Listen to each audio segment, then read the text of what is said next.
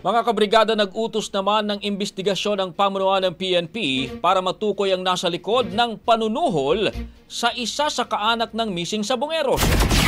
Mag-asawa naman ang naaresto at lumalabas na kaanak pa ng nawawalang sabongero ang mga sospek.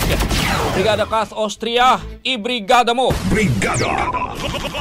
Patong-patong na kaso ang kinakaharap ng mag-asawang inaresto ng PNP CIDG sa Taytay Rizal matapos tangkaing suhulan ang isa sa kaanak ng missing sabongeros.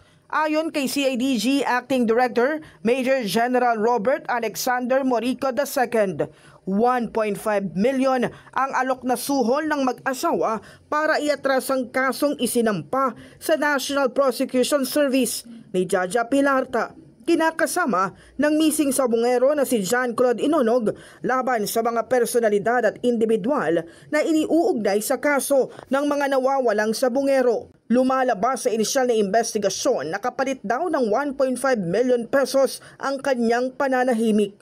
Walang binanggit na pangalan pero nagsampa ng ilang kaanak ng nawawalang sabongero ng reklamong murder sa DOJ laban sa negosyanteng si Atong Ang na itinuturo umanong utak sa krimen.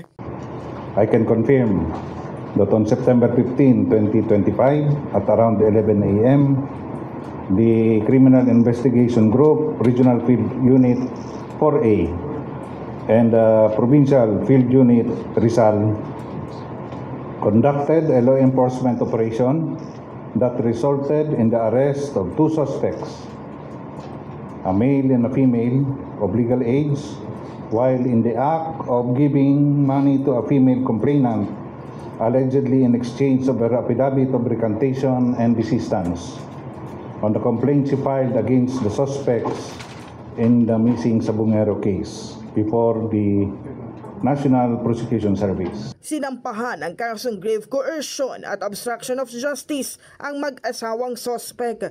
Lumalabas na kaanak din ng mga ito ng nawawalang sabongero. Sabi pa ng CIDG na batay sa kuha ng CCTV, ilang beses nagpabalik-balik sa bahay ng complainant ang mga gustong manuhol sa kanya. Bukod naman sa dalawang naaresto, tinutugis na rin ng CIDG ang dalawang kasamahan nito na nakatakas. May I just add, ma'am, that there are actually 4 suspects subject of the entrapment operation. Only 2 were arrested. The other 2 conduit po. And they are practically harassing yung complainant natin. Pinupuntahan sa bayan and everything.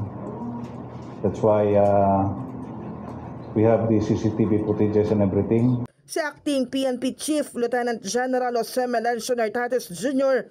ipinag-utos na ang malalimang investigasyon para malaman kung sino ang nasa likod ng panunuhol. In the heart of changing lives, ako si Brigada Kath Austria ng 105.1 Brigada News FM Manila, the Music and News Authority.